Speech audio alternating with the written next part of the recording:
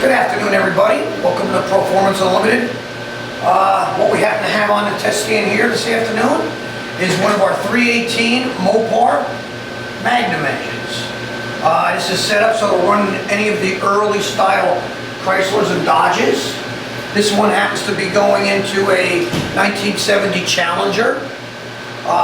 Gorgeous looking motor. The customer chose black, so we set it up with a black block and black oil pan.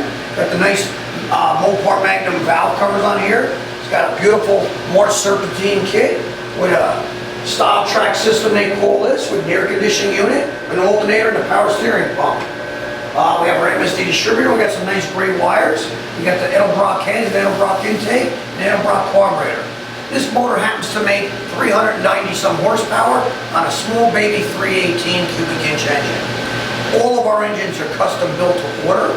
If you're interested in one of our packages, give Steve a call. We'd be happy to iron out all the details.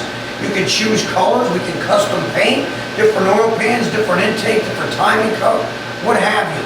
We're a custom engine builder, and we like to make the customer happy. So again, if you're interested in one of our engines, give us a call at 1-800-267-3940. Thank you.